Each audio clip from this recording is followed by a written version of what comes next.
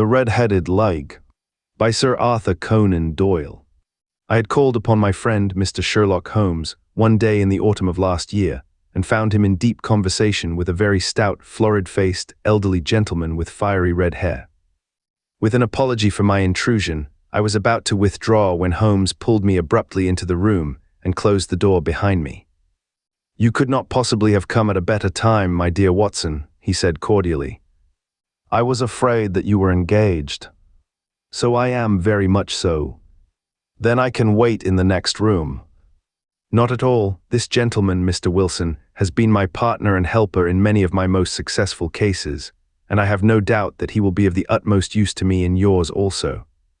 The stout gentleman half rose from his chair and gave a bob of greeting, with a quick little questioning glance from his small fat-encircled eyes. "Try the settee," said Holmes, relapsing into his armchair and putting his fingertips together, as was his custom when in judicial moods. "I know, my dear Watson, that you share my love of all that is bizarre and outside the conventions and humdrum routine of everyday life. You have shown your relish for it by the enthusiasm which has prompted you to chronicle, and if you will excuse my saying so, somewhat to embellish so many of my own little adventures. Your cases have indeed been of the greatest interest to me," I observed. "You will remember that I remarked the other day, just before we went into the very simple problem presented by Miss Mary Sutherland, that for strange effects and extraordinary combinations we must go to life itself, which is always far more daring than any effort of the imagination. A proposition which I took the liberty of doubting. You did, doctor, but none the less you must come round to my view, for otherwise I shall keep on piling fact upon fact on you until your reason breaks down under them and acknowledges me to be right. Now, Mr. Jabez Wilson here has been good enough to call upon me this morning, and to begin a narrative which promises to be one of the most singular which I have listened to for some time. You have heard me remark that the strangest and most unique things are very often connected not with the larger but with the smaller crimes, and occasionally, indeed, where there is room for doubt whether any positive crime has been committed. As far as I have heard, it is impossible for me to say whether the present case is an instance of crime or not, but the course of events is certainly among the most singular that I have ever listened to. Perhaps, Mr. Wilson, you would have the great kindness to recommence your narrative. I ask you not merely because my friend Dr. Watson has not heard the opening part, but also because the peculiar nature of the story makes me anxious to have every possible detail from your lips. As a rule, when I have heard some slight indication of the course of events, I am able to guide myself by the thousands of other similar cases which occur to my memory. In the present instance, I am forced to admit that the facts are, to the best of my belief, unique." The portly client puffed out his chest with an appearance of some little pride, and pulled a dirty and wrinkled newspaper from the inside pocket of his greatcoat. As he glanced down the advertisement column, with his head thrust forward and the paper flattened out upon his knee, I took a good look at the man and endeavored, after the fashion of my companion, to read the indications which might be presented by his dress or appearance. I did not gain very much, however, by my inspection. Our visitor bore every mark of being an average commonplace British tradesman, obese, pompous, and slow. He wore rather baggy grey shepherd's check trousers, a not over-clean black frock coat, unbuttoned in the front, and a drab waistcoat with a heavy brassy Albert chain, and a square pierced bit of metal dangling down as an ornament. A frayed top hat and a faded brown overcoat with a wrinkled velvet collar lay upon a chair beside him. Altogether, look as I would, there was nothing remarkable about the man save his blazing red head and the expression of extreme chagrin and discontent upon his features. Sherlock Holmes' quick eye took in my occupation, and he shook his head with a smile as he noticed my questioning glances. Beyond the obvious facts that he has at some time done manual labor, that he takes snuff, that he is a Freemason, that he has been in China, and that he has done a considerable amount of writing lately, I can deduce nothing else. Mr. Jabez Wilson started up in his chair, with his forefinger upon the paper, but his eyes upon my companion. "How in the name of good fortune did you know all that, Mr. Holmes?" he asked. "How did you know, for example, that I did manual labor? It's as true as gospel, for I began as a ship's carpenter." "Your hands, my dear sir, your right hand is quite a size larger than your left. You have worked with it, and the muscles are more developed." "Well, the snuff, then, and the Freemasonry. I won't insult your intelligence by telling you how I read that, especially as, rather against the strict rules of your order, you use an arcane compass breastpin." Of course, I forgot that, but the writing. What else can be indicated by that right cuff so very shiny for 5 inches, and the left one with the smooth patch near the elbow where you rested upon the desk? Well, but China. The fish that you have tattooed immediately above your right wrist could only have been done in China. I have made a small study of tattoo marks and have even contributed to the literature of the subject. That trick of staining the fish's scales of a delicate pink is quite peculiar to China. When, in addition, I see a Chinese coin hanging from your watch chain, the matter becomes even more simple. Mr. Jabez Wilson laughed heavily. Well, I never, said he. I thought at first that you had done something clever, but I see that there was nothing in it after all. I begin to think, Watson, said Holmes, that I make a mistake in explaining. Omni ignotum pro magnifico, you know, and my poor little reputation, such as it is, will suffer shipwreck if I am so candid. Can you not find the advertisement, Mr. Wilson? Yes, I have got it now, he answered with his thick red finger planted halfway down the column. Here it is. This is what began it all. You just read it for yourself, sir. I took the paper from him and read as follows. To the red-headed leg. On account of the bequest of the late Ezekiah Hopkins, of Lebanon, Pennsylvania, USA, there is now another vacancy open which entitles a member of the leg to a salary of £4 a week for purely nominal services.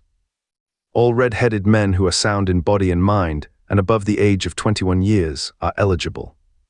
Apply in person on Monday at 11 o'clock to Duncan Ross at the offices of the leg, 7 Pope's Court, Fleet Street. What on earth does this mean? I ejaculated after I had twice read over the extraordinary announcement. Holmes chuckled and wriggled in his chair, as was his habit when in high spirits. It is a little off the beaten track, isn't it? Said he, and now, Mr. Wilson, off you go at scratch and tell us all about yourself, your household, and the effect which this advertisement had upon your fortunes. You will first make a note, Doctor, of the paper and the date. It is the Morning Chronicle of April 27, 1890, just 2 months ago. Very good, now, Mr. Wilson. Well, it is just as I have been telling you, Mr. Sherlock Holmes, said Jabez Wilson, mopping his forehead. I have a small pawnbroker's business at Coburg Square near the city. It's not a very large affair, and of late years it has not done more than just give me a living. I used to be able to keep 2 assistants, but now I only keep 1, and I would have a job to pay him, but that he is willing to come for half wages so as to learn the business. What is the name of this obliging youth? Asked Sherlock Holmes. His name is Vincent Spaulding, and he's not such a youth either. It's hard to say his age. I should not wish a smarter assistant, Mr. Holmes, and I know very well that he could better himself and earn twice what I am able to give him. But after all, if he is satisfied, why should I put ideas in his head? Why, indeed, you seem most fortunate in having an employee who comes under the full market price. It is not a common experience among employers in this age. I don't know that your assistant is not as remarkable as your advertisement. Oh, he has his faults too, said Mr. Wilson. Never was such a fellow for photography. Snapping away with a camera when he ought to be improving his mind, and then diving down into the cellar like a rabbit into its hole to develop his pictures. That is his main fault, but on the whole he's a good worker. There's no vice in him. He is still with you, I presume? Yes, sir, he and a girl of 14 who does a bit of simple cooking and keeps the place clean. That's all I have in the house, for I am a widower and never had any family. We live very quietly, sir, the 3 of us, and we keep a roof over our heads and pay our debts if we do nothing more. The first thing that put us out was that advertisement. Spaulding, he came down into the office just this day 8 weeks, with this very paper in his hand, and he says, I wish to the Lord, Mr. Wilson, that I was a red-headed man. Why that, I asks. Why, says he, here's another vacancy on the League of the Red-Headed Men. It's worth quite a little fortune to any man who gets it, and I understand that there are more vacancies than there are men, so that the trustees are at their wits' end what to do with the money. If my hair would only change color, here's a nice little crib all ready for me to step into. Why, what is it then? I asked. You see, Mr. Holmes, I am a very stay-at-home man, and as my business came to me instead of my having to go to it, I was often weeks on end without putting my foot over the doormat. In that way, I didn't know much of what was going on outside, and I was always glad of a bit of news. Have you never heard of the League of the Red-Headed Men? He asked with his eyes open. Never. Why, I wonder at that, for you are eligible yourself for one of the vacancies. And what are they worth? I asked. Oh, merely a couple of hundred a year, but the work is slight, and it need not interfere very much with one's other occupations. Well, you can easily think that that made me prick up my ears, for the business has not been over good for some years, and an extra couple of hundred would have been very handy. Tell me all about it, said I. Well, said he, showing me the advertisement, you can see for yourself that the league has a vacancy, and there is the address where you should apply for particulars. As far as I can make out, the league was founded by an American millionaire, Ezekiah Hopkins, who was very peculiar in his ways. He was himself red-headed, and he had a great sympathy for all red-headed men. So when he died, it was found that he had left his enormous fortune in the hands of trustees, with instructions to apply the interest to the providing of easy berths to men whose hair is of that color. From all I hear, it is splendid pay and very little to do. But, said I, there would be millions of red-headed men who would apply. Not so many as you might think, he answered. You see, it is really confined to Londoners and to grown men. This American had started from London when he was young, and he wanted to do the old town a good turn. Then again, I have heard it is no use your applying if your hair is light red, or dark red, or anything but real bright, blazing, fiery red. Now, if you cared to apply, Mr. Wilson, you would just walk in, but perhaps it would hardly be worth your while to put yourself out of the way for the sake of a few £100. Now, it is a fact, gentlemen, as you may see for yourselves, that my hair is of a very full and rich tint, so that it seemed to me that if there was to be any competition in the matter, I stood as good a chance as any man that I had ever met. Vincent Spaulding seemed to know so much about it that I thought he might prove useful, so I just ordered him to put up the shutters for the day and to come right away with me. He was very willing to have a holiday, so we shut the business up and started off for the address that was given us in the advertisement. I never hope to see such a sight as that again, Mr. Holmes. From north, south, east, and west, every man who had a shade of red in his hair had tramped into the city to answer the advertisement. Fleet Street was choked with red-headed folk, and Pope's Court looked like a coster's orange barrow. I should not have thought there were so many in the whole country as were brought together by that single advertisement. Every shade of color they were straw, lemon, orange, brick, Irish setter, liver, clay, but as Spaulding said, there were not many who had the real vivid flame-colored tint. When I saw how many were waiting, I would have given it up in despair, but Spaulding would not hear of it. How he did it I could not imagine, but he pushed and pulled and buted until he got me through the crowd, and right up to the steps which led to the office. There was a double stream upon the stair, some going up in hope and some coming back dejected, but we wedged in as well as we could and soon found ourselves in the office. Your experience has been a most entertaining one, remarked Holmes as his client paused and refreshed his memory with a huge pinch of snuff. Pray continue your very interesting statement. There was nothing in the office but a couple of wooden chairs and a deal table, behind which sat a small man with a head that was even redder than mine. He said a few words to each candidate as he came up, and then he always managed to find some fault in them which would disqualify them. Getting a vacancy did not seem to be such a very easy matter, after all. However, when our turn came, the little man was much more favorable to me than to any of the others, and he closed the door as we entered so that he might have a private word with us. This is Mr. Jabez Wilson, said my assistant, and he is willing to fill a vacancy in the leg. And he is admirably suited for it, the other answered. He has every requirement. I cannot recall when I have seen anything so fine. He took a step backward, cocked his head on one side, and gazed at my hair until I felt quite bashful. Then suddenly he plunged forward, wrung my hand, and congratulated me warmly on my success. It would be injustice to hesitate, said he. You will, however, I am sure, excuse me for taking an obvious precaution. With that he seized my hair in both his hands and tugged until I yelled with the pain. There is water in your eyes, said he as he released me. I perceive that all is as it should be, but we have to be careful, for we have twice been deceived by wigs and once by paint. I could tell you tales of cobbler's wax which would disgust you with human nature. He stepped over to the window and shouted through it at the top of his voice that the vacancy was filled. A groan of disappointment came up from below, and the folk all trooped away in different directions until there was not a red head to be seen except my own and that of the manager. My name, said he, is Mr. Duncan Ross, and I am myself one of the pensioners upon the fund left by our noble benefactor. Are you a married man, Mr. Wilson? Have you a family? I answered that I had not. His face fell immediately. Dear me, he said gravely, that is very serious indeed. I am sorry to hear you say that. The fund was, of course, for the propagation and spread of the red heads as well as for their maintenance. It is exceedingly unfortunate that you should be a bachelor. My face lengthened at this, Mr. Holmes, for I thought that I was not to have the vacancy after all, but after thinking it over for a few minutes, he said that it would be all right. In the case of another, said he, the objection might be fatal, but we must stretch a point in favor of a man with such a head of hair as yours. When shall you be able to enter upon your new duties? Well, it is a little awkward, for I have a business already, said I.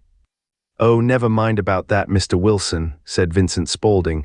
I should be able to look after that for you. What would be the hours? I asked. 10 to 2. Now a pawnbroker's business is mostly done of an evening, Mr. Holmes, especially Thursday and Friday evening, which is just before payday, so it would suit me very well to earn a little in the mornings. Besides, I knew that my assistant was a good man, and that he would see to anything that turned up. That would suit me very well, said I, and the pay is £4 a week. And the work is purely nominal. What do you call purely nominal? Well, you have to be in the office, or at least in the building, the whole time. If you leave, you forfeit your whole position forever. The will is very clear upon that point. You don't comply with the conditions if you budge from the office during that time. It's only 4 hours a day, and I should not think of leaving, said I. No excuse will avail, said Mr. Duncan Ross. Neither sickness nor business nor anything else, that you must stay or you lose your billet. And the work is to copy out the Encyclopedia Britannica. There is the first volume of it in that press. You must find your own ink, pens, and blotting paper, but we provide this table and chair. Will you be ready tomorrow? Certainly, I answered. Then goodbye, Mr. Jabez Wilson, and let me congratulate you once more on the important position which you have been fortunate enough to gain. He bowed me out of the room, and I went home with my assistant, hardly knowing what to say or do. I was so pleased at my own good fortune. Well, I thought over the matter all day, and by evening I was in low spirits again, for I had quite persuaded myself that the whole affair must be some great hoax or fraud, though what its object might be I could not imagine. It seemed altogether past belief that anyone could make such a will, or that they would pay such a sum for doing anything so simple as copying out the Encyclopedia Britannica. Vincent Spaulding did what he could to cheer me up, but by bedtime I had reasoned myself out of the whole thing. However, in the morning I determined to have a look at it anyhow, so I bought a penny bottle of ink, and with a quill pen and 7 sheets of foolscap paper, I started off for Pope's Court. Well, to my surprise and delight, everything was as right as possible. The table was set out ready for me, and Mr. Duncan Ross was there to see that I got fairly to work. He started me off upon the letter A, and then he left me, but he would drop in from time to see that all was right with me. At 2 o'clock he bade me good day, complimented me upon the amount that I had written, and locked the door of the office after me. This went on day after day, Mr. Holmes, and on Saturday the manager came in and planked down 4 golden sovereigns for my week's work. It was the same next week, and the same the week after. Every morning I was there at 10, and every afternoon I left at 2. By degrees, Mr. Duncan Ross took to coming in only once of a morning, and then, after a time, he did not come in at all. Still, of course, I never dared to leave the room for an instant, for I was not sure when he might come, and the billet was such a good one and suited me so well that I would not risk the loss of it.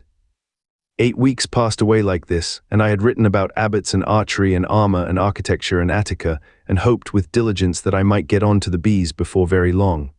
It cost me something in foolscap, and I had pretty nearly filled a shelf with my writings. And then suddenly the whole business came to an end. To an end. Yes, sir, and no later than this morning. I went to my work as usual at 10 o'clock, but the door was shut and locked, with a little square of cardboard hammered on to the middle of the panel with a tack. Here it is, and you can read for yourself. He held up a piece of white cardboard about the size of a sheet of note paper.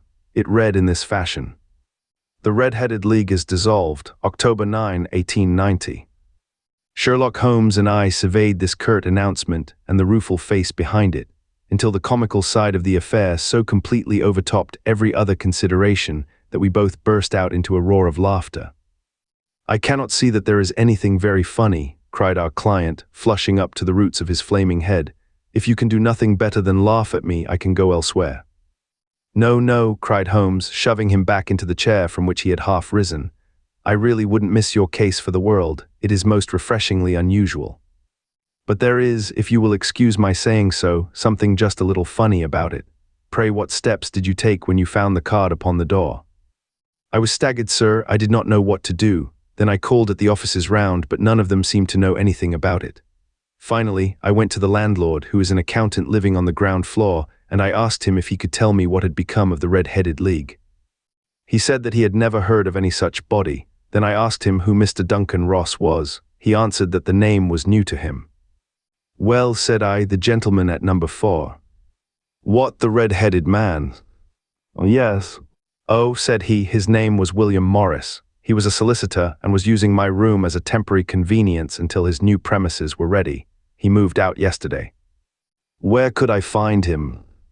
"'Oh, at his new offices. He did tell me the address. Yes, 17 King Edward Street near St. Paul's.' I started off, Mr. Holmes, but when I got to that address, it was a manufactory of artificial kneecaps, and no one in it had ever heard of either Mr. William Morris or Mr. Duncan Ross."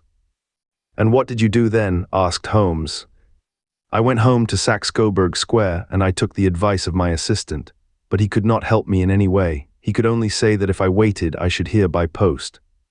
But that was not quite good enough, Mr. Holmes. I did not wish to lose such a place without a struggle, so, as I had heard that you were good enough to give advice to poor folk who were in need of it, I came right away to you." "And you did very wisely," said Holmes. "Your case is an exceedingly remarkable one, and I shall be happy to look into it. From what you have told me, I think that it is possible that graver issues hang from it than might at first sight appear." "Grave enough," said Mr. Jabez Wilson. "Why, I have lost £4 a week." "As far as you are personally concerned," remarked Holmes, "I do not see that you have any grievance against this extraordinary league. On the contrary, you are, as I understand, richer by some £30, to say nothing of the minute knowledge which you have gained on every subject which comes under the letter, you have lost nothing by them." "No, sir, but I want to find out about them and who they are and what their object was in playing this prank, if it was a prank, upon me. It was a pretty expensive joke for them, for it cost them £32. "We shall endeavor to clear up these points for you. And first, 1 or 2 questions, Mr. Wilson. This assistant of yours who first called your attention to the advertisement, how long had he been with you?" "About a month then." "How did he come?" "In answer to an advertisement." "Was he the only applicant?" "No, I had a dozen." "Why did you pick him?" "Because he was handy and would come cheap." "At half wages, in fact." "Yes." "What is he like, this Vincent Spaulding?" "Small, stout-built, very quick in his ways, no hair on his face, though he's not short of 30, has a white splash of acid upon his forehead." Holmes sat up in his chair in considerable excitement. "I thought as much," said he. "Have you ever observed that his ears are pierced for earrings?" "Yes, sir. He told me that a gypsy had done it for him when he was a lad." Said Holmes, sinking back in deep thought. "He is still with you?" "Oh, yes, sir. I have only just left him." "And has your business been attended to in your absence?" "Nothing to complain of, sir. There's never very much to do of a morning." "That will do, Mr. Wilson. I shall be happy to give you an opinion upon the subject in the course of a day or two. Today is Saturday, and I hope that by Monday we may come to a conclusion." "Well, Watson," said Holmes when our visitor had left us, "what do you make of it all?" "I make nothing of it," I answered frankly. "It is a most mysterious business." "As a rule," said Holmes, "the more bizarre a thing is, the less mysterious it proves to be. It is your commonplace, featureless crimes which are really puzzling, just as a commonplace face is the most difficult to identify. But I must be prompt over this matter." "What are you going to do, then?" I asked. "To smoke," he answered. "It is quite a 3-pipe problem, and I beg that you won't speak to me for 50 minutes. He curled himself up in his chair, with his thin knees drawn up to his hawk-like nose, and there he sat with his eyes closed, and his black clay pipe thrusting out like the bill of some strange bird. I had come to the conclusion that he had dropped asleep, and indeed was nodding myself, when he suddenly sprang out of his chair with the gesture of a man who has made up his mind, and put his pipe down upon the mantelpiece. "Sarasate plays at the St. James's Hall this afternoon," he remarked. "What do you think, Watson? Could your patience spare you for a few hours?" "I have nothing to do today. My practice is never very absorbing." "Then put on your hat and come. I am going through the city first, and we can have some lunch on the way. I observe that there is a good deal of German music on the program, which is rather more to my taste than Italian or French. It is introspective, and I want to introspect. Come along. We traveled by the underground as far as Aldersgate, and a short walk took us to Saxe-Coburg Square, the scene of the singular story which we had listened to in the morning. It was a poky little, shabby-genteel place, where 4 lines of dingy 2-storied brick houses looked out into a small railed-in enclosure, where a lawn of weedy grass and a few clumps of faded laurel bushes made a hard fight against a smoke-laden and uncongenial atmosphere. 3 gilt bowls and a brown board with Jabez Wilson in white letters upon a corner house announced the place where our red-headed client carried on his business. Sherlock Holmes stopped in front of it with his head on one side and looked it all over, with his eyes shining brightly between puckered lids. Then he walked slowly up the street and then down again to the corner, still looking keenly at the houses. Finally he returned to the pawnbroker's, and having thumped vigorously upon the pavement with his stick 2 or 3 times, he went up to the door and knocked. It was instantly opened by a bright-looking, clean-shaven young fellow, who asked him to step in. "Thank you," said Holmes. "I only wished to ask you how you would go from here to the Strand." "Third right, 4th left," answered the assistant promptly, closing the door. "Smart fellow that," observed Holmes as we walked away. "He is, in my judgment, the 4th smartest man in London, and for daring I am not sure that he has not a claim to be 3rd. I have known something of him before." "Evidently," said I, "Mr. Wilson's assistant counts for a good deal in this mystery of the Red-Headed League. I am sure that you inquired your way merely in order that you might see him."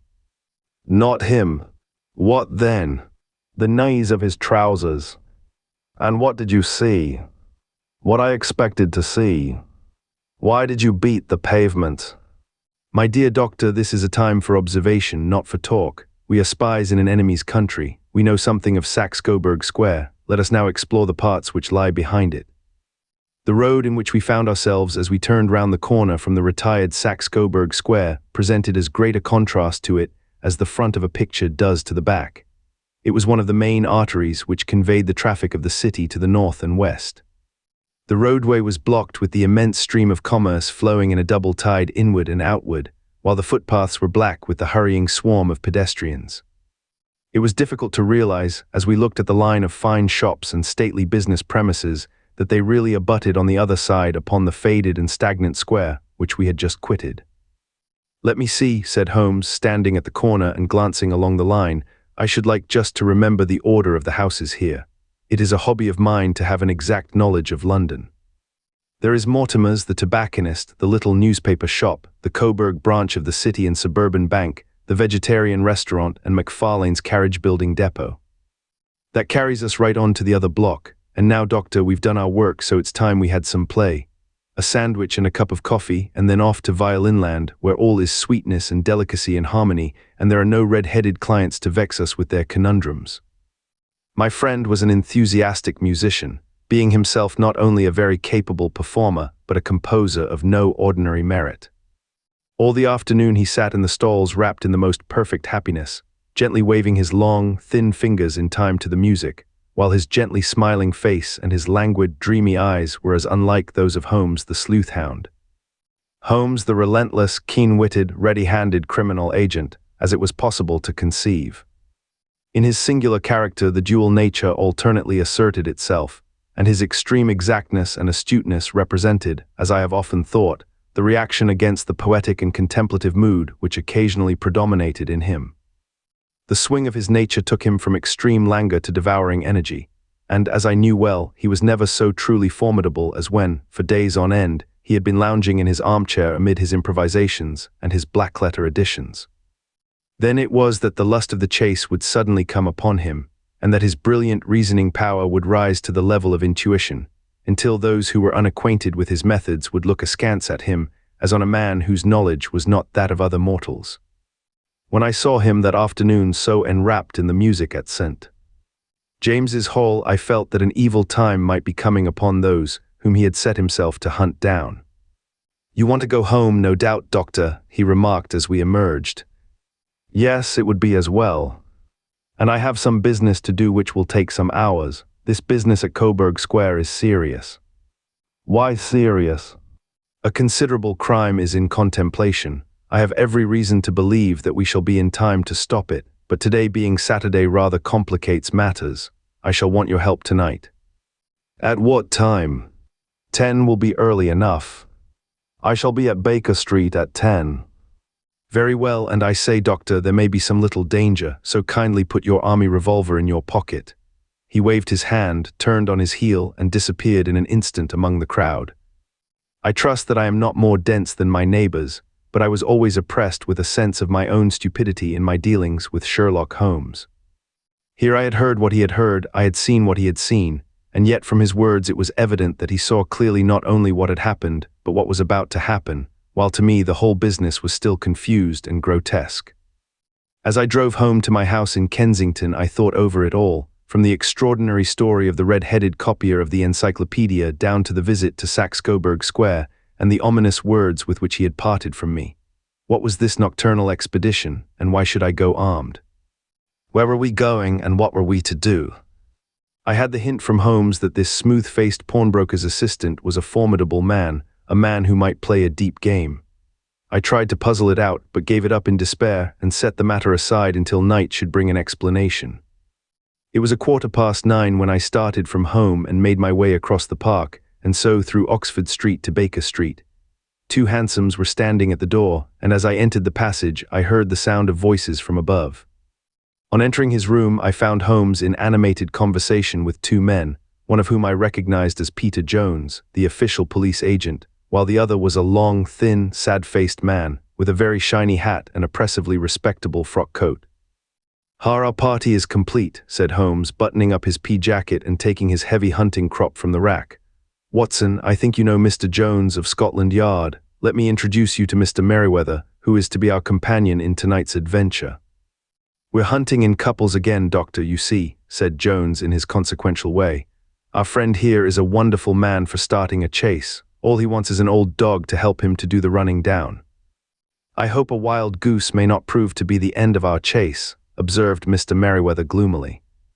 "You may place considerable confidence in Mr. Holmes, sir," said the police agent loftily.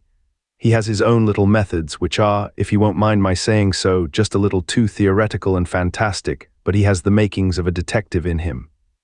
It is not too much to say that once or twice, as in that business of the Sholto murder and the Agra treasure, he has been more nearly correct than the official force." "Oh, if you say so, Mr. Jones, it is all right," said the stranger with deference. "Still, I confess that I miss my rubber. It is the first Saturday night for 27 years that I have not had my rubber." "I think you will find," said Sherlock Holmes, "that you will play for a higher stake tonight than you have ever done yet, and that the play will be more exciting. For you, Mr.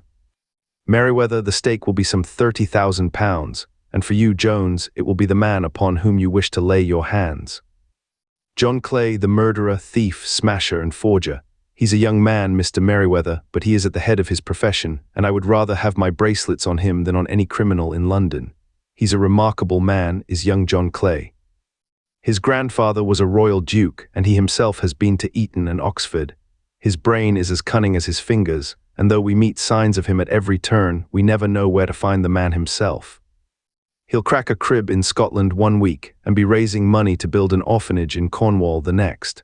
I've been on his track for years and have never set eyes on him yet. I hope that I may have the pleasure of introducing you tonight. I've had 1 or 2 little turns also with Mr. John Clay, and I agree with you that he is at the head of his profession. It is past 10, however, and quite time that we started. If you 2 will take the first hansom, Watson and I will follow in the second." Sherlock Holmes was not very communicative during the long drive and lay back in the cab humming the tunes which he had heard in the afternoon.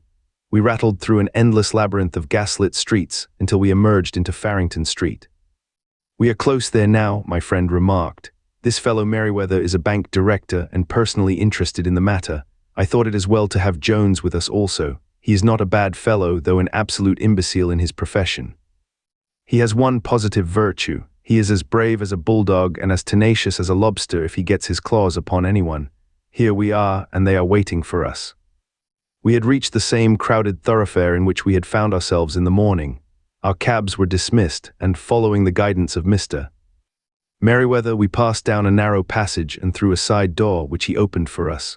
Within there was a small corridor which ended in a very massive iron gate. This also was opened and led down a flight of winding stone steps which terminated at another formidable gate. Mr. Merriweather stopped to light a lantern and then conducted us down a dark, earth-smelling passage, and so, after opening a third door into a huge vault or cellar, which was piled all round with crates and massive boxes. "You are not very vulnerable from above," Holmes remarked as he held up the lantern and gazed about him. "Nor from below," said Mr. Merriweather, striking his stick upon the flags which lined the floor. "Why, dear me, it sounds quite hollow," he remarked, looking up in surprise. "I must really ask you to be a little more quiet," said Holmes severely. "You have already imperiled the whole success of our expedition. Might I beg that you would have the goodness to sit down upon one of those boxes and not to interfere?" The solemn Mr. Merriweather perched himself upon a crate, with a very injured expression upon his face, while Holmes fell upon his knees upon the floor and with the lantern and a magnifying lens began to examine minutely the cracks between the stones. A few seconds sufficed to satisfy him, for he sprang to his feet again and put his glass in his pocket. "We have at least an hour before us," he remarked, "for they can hardly take any steps until the good pawnbroker is safely in bed. Then they will not lose a minute, for the sooner they do their work the longer time they will have for their escape. We are at present, Doctor, as no doubt you have divined, in the cellar of the city branch of one of the principal London banks. Mr. Merriweather is the chairman of directors, and he will explain to you that there are reasons why the more daring criminals of London should take a considerable interest in this cellar at present." "It is our French gold," whispered the director. "We have had several warnings that an attempt might be made upon it." "Your French gold?" "Yes, we had occasion some months ago to strengthen our resources and borrowed for that purpose 30,000 Napoleons from the Bank of France. It has become known that we have never had occasion to unpack the money and that it is still lying in our cellar. The crate upon which I sit contains 2,000 Napoleons packed between layers of lead foil. Our reserve of bullion is much larger at present than is usually kept in a single branch office, and the directors have had misgivings upon the subject." "Which were very well justified," observed Holmes, "and now it is time that we arranged our little plans. I expect that within an hour matters will come to a head. In the meantime, Mr. Merriweather, we must put the screen over that dark lantern." "And sit in the dark?" "I am afraid so. I had brought a pack of cards in my pocket, and I thought that, as we were a partie carré, you might have your rubber after all. But I see that the enemy's preparations have gone so far that we cannot risk the presence of a light, and first of all we must choose our positions. These are daring men, and though we shall take them at a disadvantage, they may do us some harm unless we are careful. I shall stand behind this crate, and do you conceal yourselves behind those. Then when I flash a light upon them, close in swiftly. If they fire, Watson, have no compunction about shooting them down." I placed my revolver, cocked, upon the top of the wooden case behind which I crouched. Holmes shot the slide across the front of his lantern and left us in pitch darkness, such an absolute darkness as I have never before experienced. The smell of hot metal remained to assure us that the light was still there, ready to flash out at a moment's notice. To me, with my nerves worked up to a pitch of expectancy, there was something depressing and subduing in the sudden gloom and in the cold, dank air of the vault. "They have but one retreat," whispered Holmes. "That is back through the house into Saxe-Coburg Square. I hope that you have done what I asked you, Jones.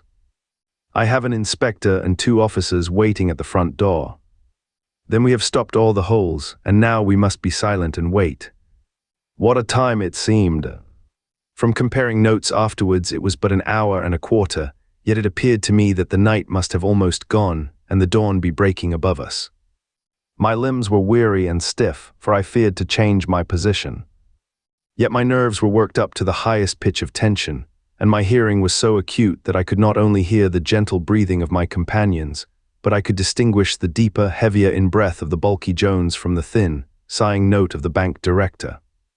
From my position I could look over the case in the direction of the floor.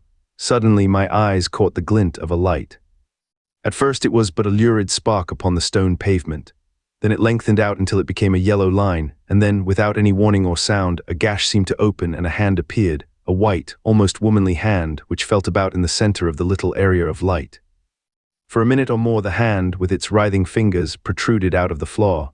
Then it was withdrawn as suddenly as it appeared, and all was dark again save the single lurid spark which marked a chink between the stones. Its disappearance, however, was but momentary. With a rending, tearing sound, one of the broad, white stones turned over upon its side and left a square, gaping hole, through which streamed the light of a lantern. Over the edge there peeped a clean-cut, boyish face which looked keenly about it, and then, with a hand on either side of the aperture, drew itself shoulder-high and waist-high, until one knee rested upon the edge.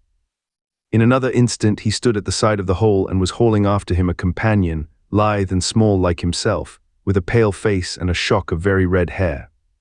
"It's all clear," he whispered. "Have you the chisel and the bags? Great Scott, jump, Archie, jump, and I'll swing for it." Sherlock Holmes had sprung out and seized the intruder by the collar. The other dived down the hole, and I heard the sound of rending cloth as Jones clutched at his skirts. The light flashed upon the barrel of a revolver, but Holmes' hunting crop came down on the man's wrist, and the pistol clinked upon the stone floor. "It's no use, John Clay," said Holmes blandly. "You have no chance at all." "So I see," the other answered with the utmost coolness. "I fancy that my pal is all right, though I see you have got his coat tails." "There are 3 men waiting for him at the door," said Holmes. "Oh, indeed, you seem to have done the thing very completely. I must compliment you." "And I you," Holmes answered. "Your red-headed idea was very new and effective." "You'll see your pal again presently," said Jones. "He's quicker at climbing down holes than I am. Just hold out while I fix the derbies." "I beg that you will not touch me with your filthy hands," remarked our prisoner as the handcuffs clattered upon his wrists. "You may not be aware that I have royal blood in my veins. Have the goodness also when you address me always to say sir and please." "All right," said Jones with a stare and a snigger. "Well, would you please, sir, march upstairs, where we can get a cab to carry your highness to the police station?" "That is better," said John Clay serenely. He made a sweeping bow to the 3 of us and walked quietly off in the custody of the detective. "Really, Mr. Holmes," said Mr. Merriweather as we followed them from the cellar, "I do not know how the bank can thank you or repay you. There is no doubt that you have detected and defeated in the most complete manner one of the most determined attempts at bank robbery that have ever come within my experience. I have had 1 or 2 little scores of my own to settle with Mr. John Clay," said Holmes. "I have been at some small expense over this matter, which I shall expect the bank to refund, but beyond that I am amply repaid by having had an experience which is in many ways unique, and by hearing the very remarkable narrative of the Red-Headed League. You see, Watson," he explained in the early hours of the morning as we sat over a glass of whiskey and soda in Baker Street, it was perfectly obvious from the first that the only possible object of this rather fantastic business of the advertisement of the League, and the copying of the encyclopedia, must be to get this not overbright pawnbroker out of the way for a number of hours every day. It was a curious way of managing it, but really it would be difficult to suggest a better. The method was no doubt suggested to Clay's ingenious mind by the color of his accomplice's hair. The £4 a week was a lure which must draw him, and what was it to them who were playing for thousands? They put in the advertisement, one rogue has the temporary office, the other rogue incites the man to apply for it, and together they managed to secure his absence every morning in the week. From the time that I heard of the assistant having come for half wages, it was obvious to me that he had some strong motive for securing the situation. But how could you guess what the motive was? Had there been women in the house, I should have suspected a mere vulgar intrigue. That, however, was out of the question. The man's business was a small one, and there was nothing in his house which could account for such elaborate preparations and such an expenditure as they were at. It must then be something out of the house. What could it be? I thought of the assistant's fondness for photography and his trick of vanishing into the cellar. The cellar. There was the end of this tangled clue. Then I made inquiries as to this mysterious assistant and found that I had to deal with one of the coolest and most daring criminals in London. He was doing something in the cellar, something which took many hours a day for months on end. What could it be once more? I could think of nothing save that he was running a tunnel to some other building. So far I had got when we went to visit the scene of action. I surprised you by beating upon the pavement with my stick. I was ascertaining whether the cellar stretched out in front or behind. It was not in front. Then I rang the bell, and as I hoped, the assistant answered it. We have had some skirmishes, but we had never set eyes upon each other before. I hardly looked at his face. His knees were what I wished to see. You must yourself have remarked how worn, wrinkled, and stained they were. They spoke of those hours of burrowing. The only remaining point was what they were burrowing for. I walked round the corner, saw the city and suburban bank abutted on our friend's premises, and felt that I had solved my problem. When you drove home after the concert, I called upon Scotland Yard and upon the chairman of the bank directors, with the result that you have seen. And how could you tell that they would make their attempt tonight? I asked. Well, when they closed their league offices, that was a sign that they cared no longer about Mr. Jabez Wilson's presence, in other words, that they had completed their tunnel. But it was essential that they should use it soon, as it might be discovered, or the bullion might be removed.